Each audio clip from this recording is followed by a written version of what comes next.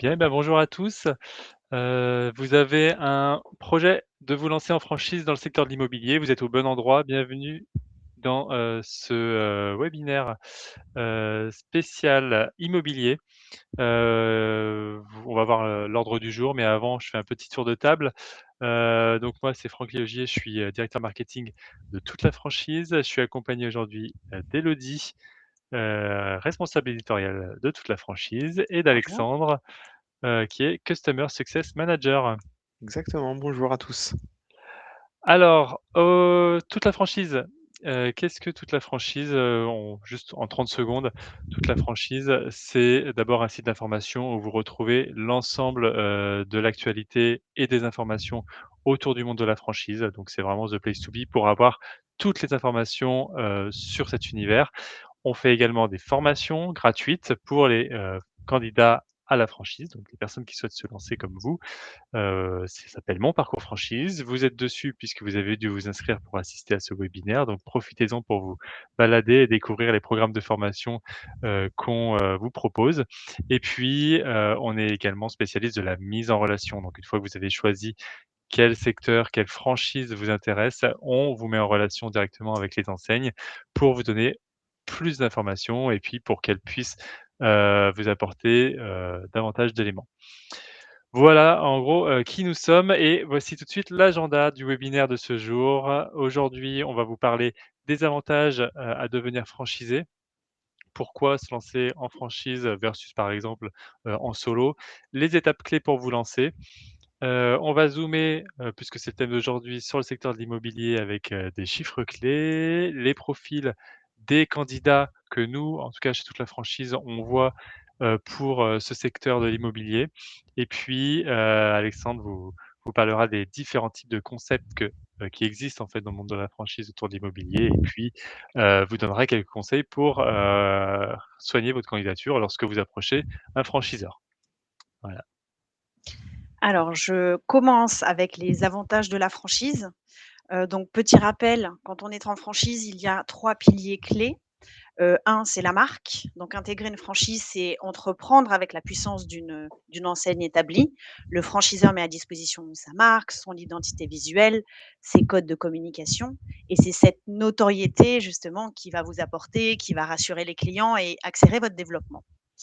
Donc le concept a été éprouvé et modélisé, donc c'est pour ça qu'on parle de savoir-faire, validé. Vous ne partez pas d'une feuille blanche, c'est le gros avantage et ensuite vous avez une assistance continue, puisque vous bénéficiez d'une formation initiale complète, puis ensuite, tout au long de votre parcours, d'une assistance opérationnelle. Donc ça peut être des conseils en gestion, un soutien marketing, un accompagnement stratégique, des partages de bonnes pratiques, tout un encadrement qui réduit en fait le nombre d'erreurs et sécurise vraiment votre projet.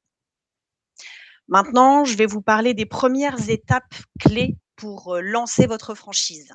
Donc il y en a 4. Pour commencer, il faut définir votre projet et vos objectifs. Donc vous réalisez une introspection de vos compétences, motivation, de vos ressources financières pour voir si, vous êtes en adéquation avec le modèle de la franchise. Une fois que vous êtes convaincu, donc vous devez choisir votre franchise. Alors là, il faut bien analyser, plusieurs secteurs, être sûr, d'où vous voulez aller et puis une fois que vous avez un secteur de prédilection, vous comparez les concepts, leurs valeurs, les résultats financiers et cetera. Donc il y a quand même un gros travail, là-dessus pour être sûr de choisir, la bonne marque avec laquelle se lancer. En 3, on vous conseille, vraiment dès le départ de rencontrer, le franchiseur, notamment lors de journées portes ouvertes et de parler avec des franchisés qui sont déjà en activité pour voir si le discours du franchiseur correspond à la réalité et puis pour poser toutes vos questions. Et la 4e étape, ce sera de réaliser une étude de marché approfondie où là, vraiment, vous rentrez dans le cœur du sujet, étudiez la concurrence, les tendances du marché, votre clientèle et vous lancez, véritablement votre projet. Donc maintenant un petit zoom, sur les chiffres clés, du secteur immobilier. Bon, il se trouve qu'après, 2 années de ralentissement, le secteur, en tout cas en France, en 2025, a retrouvé un petit peu son équilibre. Alors on vous donne 3 chiffres. Un, c'est que, la reprise de l'activité, heu, est de nouveau là. Donc il y a une hausse, des transactions. Le volume des logements anciens a progressé et donc on a plus 12, ce qui fait qu'on voit qu'il y a un vrai redémarrage. Ensuite, on remarque une stabilisation des prix sur, les logements anciens et enfin, les taux de crédit, maintenant se sont stabilisés autour de 3,2, 3,4, 3,5. En tout cas, ce sont les chiffres, de 2025. Donc c'est un secteur, un marché qui est redevenu lisible et où en fait les enseignes peuvent, vous accompagner, apporter leur expertise et vous montrer qu'il y a une véritable reprise qui s'inscrit, dans la durée. Alexandre, je te laisse la parole. Effectivement, alors comme a pu le dire Elodie, le secteur de l'immobilier aujourd'hui, a, de nouveau, le vent en poupe ou en tout cas un regain d'activité assez notable et c'est pourquoi dans ce secteur-là, on note quand même de nombreuses activités, dans le secteur même de l'immobilier. Évidemment, principalement, on va retrouver, un format assez, classique, donc l'agence immobilière dans lequel, vous pourrez évoluer de 2 manières, soit sur un format agence, soit sur un format mandataire. La différence majeure, c'est que sur le format agence, nécessairement, on va, vous demander d'avoir des compétences managériales, de piloter une équipe, de la, faire évoluer vers une direction commune qui est la réussite de l'agence. Sur un format mandataire, on est nécessairement moins, comment dire? Moins coûteux en termes d'apport personnel puisque, vous travaillez seul pour votre propre compte et là, on est sur un format 100 mobile, hein, pas de locaux commerciaux. Hem, Simplement un véhicule, vous suffit pour exercer l'activité immobilière, en tant que mandataire. On note aussi d'autres champs de métiers, notamment dans le diagnostic immobilier où là, on a aussi de nombreuses enseignes qui se développent. Le diagnostic immobilier, là, ce qui va différencier les réseaux, c'est plutôt la maturité. Est-ce que le réseau est beaucoup implanté, peu implanté? Est-ce qu'il reste des zones disponibles? C'est ça vraiment que je vous invite à regarder, voir s'il y a des opportunités de business encore disponibles dans chacune des enseignes. Évaluer aussi la notoriété et également les liens que peuvent avoir les différentes enseignes avec, des partenaires du monde de l'immobilier pour vous ouvrir des portes de business beaucoup plus facilement. Hem et sur le format diagnostic immobilier, on est essentiellement sur du format mobile, hein, donc pas nécessité d'avoir une agence, pour exercer ces fonctions-là et on a ce qu'on peut appeler une niche dans, le secteur de l'agence immobilière.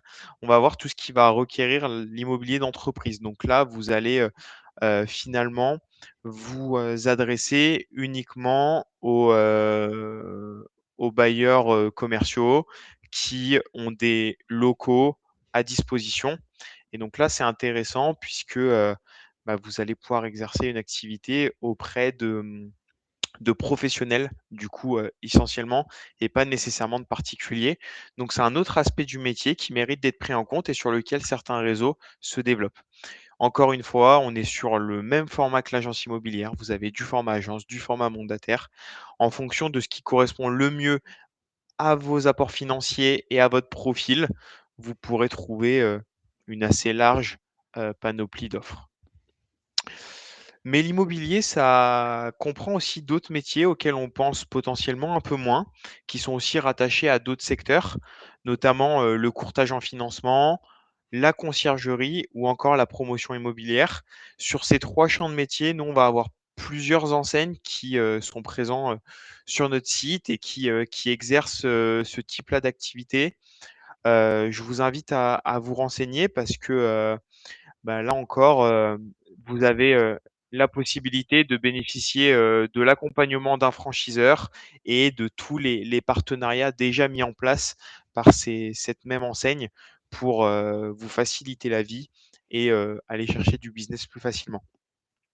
Je tiens, mine de rien à mentionner que pour certaines activités, notamment sur, l'agence immobilière ou encore le diagnostic immobilier, parfois certaines enseignes vont vous demander des certifications spécifiques, notamment avoir une carte T pour, assurer les transactions immobilières, être en possession, d'une certification qui vous donne le droit d'exécuter et d'effectuer les diagnostics énergétiques chez les particuliers.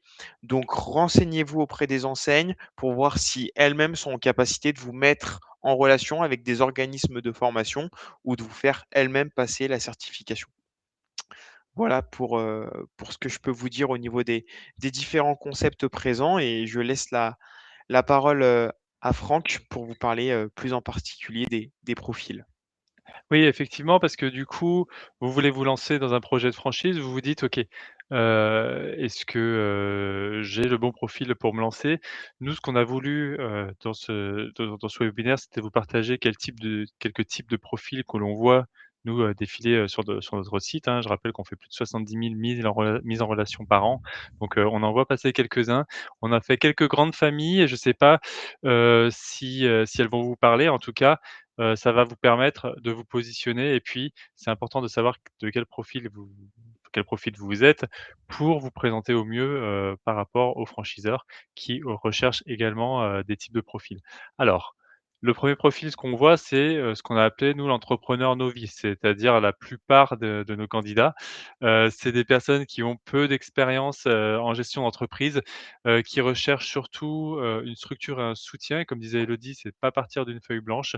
C'est vraiment, souhaiter démarrer avec une activité qui a vraiment un modèle éprouvé et essayer de réduire les risques, avec, ce type de modèle. C'est vraiment, la personne qui veut entreprendre, mais en réduisant les risques. Deuxième profil que l'on peut voir, c'est le professionnel qui est en reconversion. Donc ça, c'est un professionnel qui a une expérience dans le secteur, donc par exemple dans l'immobilier et qui, veut se lancer dans l'entrepreneuriat en profitant, de ses compétences existantes. Donc c'est quelqu'un souvent qui désire un changement de carrière, mais qui, veut utiliser son background comme on dit, pour les valoriser, les compétences acquises au fil des années. Donc il vient du secteur ce profil. Contrairement au 3e profil comme l'investisseur lui, ce qui l'intéresse, c'est vraiment le rendement financier. Plutôt que, l'opérationnel du quotidien, par exemple. On va rechercher surtout des concepts, des franchises avec un potentiel de rentabilité élevé, sur lequel on peut déléguer toute la gestion opérationnelle. Donc c'est peut-être votre cas, il y a des franchises qui recherchent ce type de profil-là. C'est intéressant de savoir que si vous ressentez être un profil investisseur, vous pouvez matcher avec des enseignes. C'est pas toutes les enseignes en revanche qui cherchent ce type de profil-là. On a un 4e profil qui est le commerçant expérimenté. Alors lui, ce profil-là, il a dirigé déjà une entreprise ou un commerce indépendant, mais pas forcément, dans le secteur. Il veut, juste chercher une opportunité avec un cadre, un soutien, il va rechercher des franchises, par exemple, qui, laissent plus de liberté décisionnelle. Il y a des concepts qui sont parfois très carrés, qu'il faut suivre à la lettre. Il y a parfois des concepts où on a plus, de marge de manœuvre sur la décision. Voilà, on va retrouver ces personnes-là dans ce profil. On a un profil qui est un petit peu moins représenté, qui est l'innovateur. Alors lui, c'est, la bonne opportunité, il va chercher à se démarquer avec des concepts qui sont novateurs, des niches. Alexandre parlait tout à l'heure de l'immobilier, commercial par exemple, bah, ça c'est une niche. On va, chercher vraiment, à trouver des services qui sont, uniques, originaux, sur lequel la zone est complètement vierge. de ce type de service-là. Donc ça, c'est des profils, qui sont un petit peu plus rares, mais voilà, si vous vous sentez profil innovateur, vous allez plus, axer vos recherches sur, qu'est-ce qui est présent dans la zone? Qu'est-ce que je pourrais lancer qui n'existe pas encore? Et puis, on a un dernier profil qui est le projet familial. Alors là, on est dans une dynamique vraiment, familiale où plusieurs membres s'impliquent, dans le projet, de franchise. Donc ces personnes-là vont rechercher un modèle qui peut être géré en équipe, et qui, va pouvoir être transmis, aux générations futures. Voilà, donc là, c'est les principaux, types de profils de candidats que l'on voit et puis, voilà, je me suis amusé à vous mettre quelques chiffres, sur, en tout cas toute la franchise, sur les différents profils que l'on a, dans le secteur de l'immobilier. Alors sans surprise, on retrouve et c'est le cas pour la plupart de nos des secteurs, d'activité, une grosse majorité, d'entrepreneurs et de salariés. Donc voilà, les profils, souvent, tout au début de leur recherche. Et puis on va retrouver aussi, une grosse bulle de sans activité. Comme je vous le disais, les investisseurs, les personnes qui sont déjà franchisées, ou encore les personnes qui sont déjà commerçantes, sont moins représentées même s'ils sont, aussi, présents dans les demandes. L'apport personnel pour la majorité en fait va être pour la grande majorité va être inférieur à 50 000 €, et c'est souvent inférieur à 20 000 €. Alors là aussi, voilà, c'est pour vous donner une idée par rapport à vous, votre apport personnel que vous avez. Si vous avez plus de 50 000 €, sachez que vous êtes plutôt un candidat rare sur le marché et donc vous allez pouvoir, être en position de force aussi par rapport, aux autres candidats, à la franchise sur votre secteur. Parmi les candidats qu'on voit passer, on en a 35 qui ont un vrai projet de création, et parmi ceux-là, on en a la moitié qui souhaitent se lancer dans les 3 mois et 35 entre 3 et 6 mois. Donc la grosse majorité veut se lancer dans les 6 mois sur ceux qui ont un vrai projet. Tous les autres, les 65 autres c'est des personnes qui sont encore tout en amont de leur projet, qui souhaitent juste se renseigner sur les secteurs. Et puis, chiffre que j'ai trouvé intéressant à mettre, c'est qu'on a quand même 29 qui ont déjà un local. Donc là, par rapport aux différents secteurs que dans l'immobilier dont a parlé Alexandre, eux, ils vont pas s'orienter, en tout cas, pas en grande majorité sur du diagnostic immobilier ou du mandataire immobilier où, un local n'est pas nécessaire. On va être plus sur un profil de type agence, ou autre, secteur qui nécessite un local. Voilà pour les différents profils. Effectivement, Franck, merci pour cette description, ce qui va me permettre de rebondir sur, les conseils pour analyser les différents concepts. Et effectivement, ce que tu disais sur le local est super important puisque, nécessairement, quand on a un local, l'apport personnel demandé par l'enseigne est aussi moins important, ce qui peut expliquer aussi cette répartition, assez, on va dire importante de profils disposant de moins de 50 000 € d'apport. Parmi tout ça, il y en a quand même 29 qui ont déjà un local, donc nécessairement le montant d'apport demandé par la suite Mmh. par l'enseigne sera forcément plus bas. Mais, pour en savoir plus, on va se rendre sur toute la franchise, directement. Tac, hop, petite transition et voilà. Donc quand vous vous intéressez à un métier du secteur de l'immobilier sur notre plateforme, voici, la page sur laquelle, vous allez retomber. Donc comme on a déjà pu en parler, bah, vous allez retrouver des diagnostiqueurs immobiliers, des agences immobilières, des formats mandataires également. Donc je vous inviterai également à parcourir notre site. Ce qu'il est à noter, c'est vraiment tenir compte de cette notion d'apport personnel. Au quotidien, nous, on invite les enseignes à avoir une page vitrine sur notre site des plus à jour. Donc, c'est-à-dire que si le montant de personnel demandé est de, par exemple, 20 000 € pour la résidence, c'est que derrière, si vous n'avez pas les 20 000 € et que vous n'avez pas de local commercial, ça va être compliqué d'aller justement chercher les financements nécessaires à avoir l'investissement global pour le projet.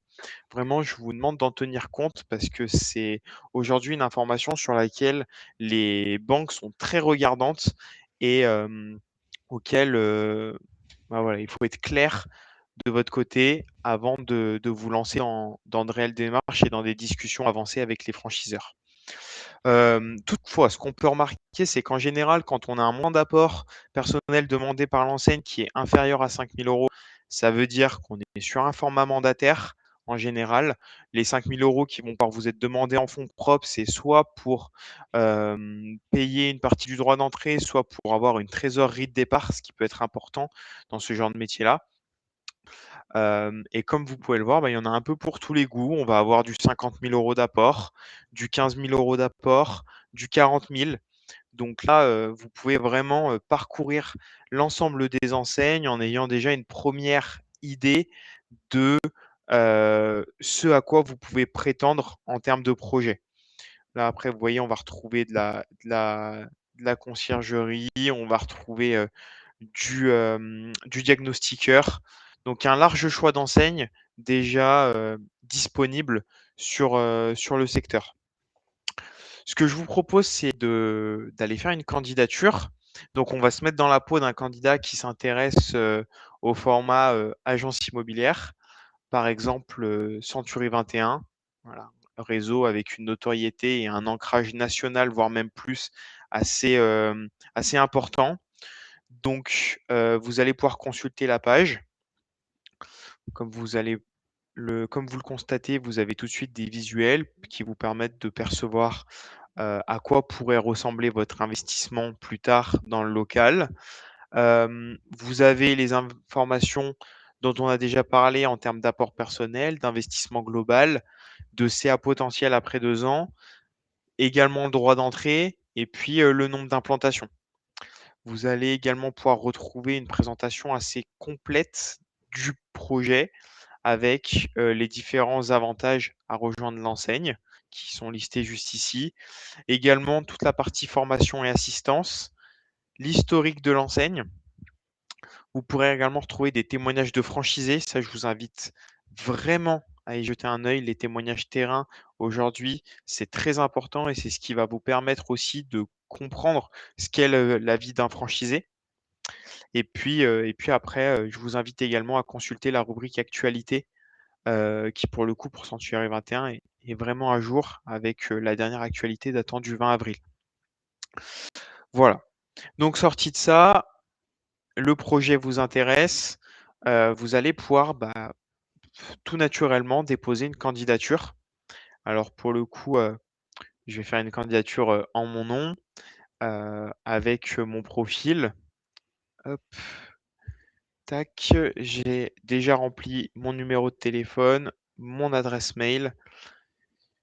On va dire que je souhaite m'implanter sur Lyon. Et c'est parti, la première partie de mon formulaire est déjà complétée. Ensuite, vous allez retrouver une partie plutôt dédiée au projet. Donc, j'habite à Lyon, c'est tout naturellement que je souhaite m'implanter sur la même zone. Il est possible de mettre plusieurs zones d'implantation, hein, si vous habitez dans une ville d'une taille plus petite qu'une des plus grandes villes de France, vous pouvez avoir envie de vous installer dans les villes aux alentours et vous avez la possibilité d'ajouter plusieurs zones d'implantation. Là, on va vous demander votre apport. Donc pour le coup, j'ai bien checké. L'apport minimum demandé, c'est 50 000 € côté Century 21. Il se trouve que moi, j'ai un apport qui se situe dans cette tranche-là, de 50 à 75 000 €.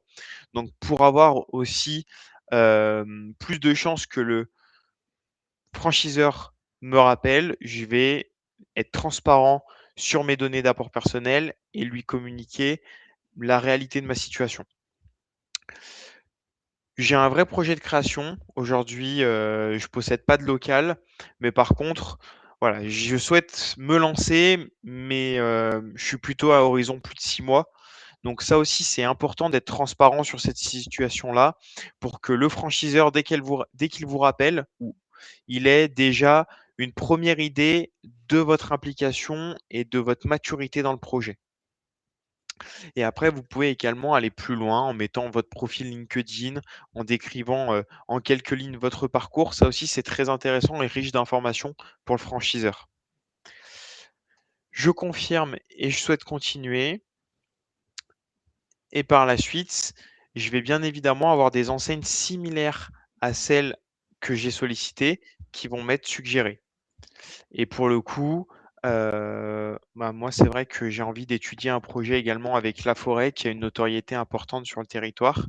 Donc, je me permets de les ajouter. C'est la seule enseigne auprès de laquelle j'ai envie d'être sollicité. Donc, je vais pouvoir envoyer ma demande. Voilà, rien de plus simple, c'est très rapide. Juste prêtez vraiment attention à ce que vous rentrez dans le formulaire parce que ça peut conditionner aussi l'appel du franchiseur et la posture du franchiseur envers votre profil. Voilà. Tac. Donc là, sur la présentation, vous retrouvez les différentes étapes qu'on vient de parcourir ensemble.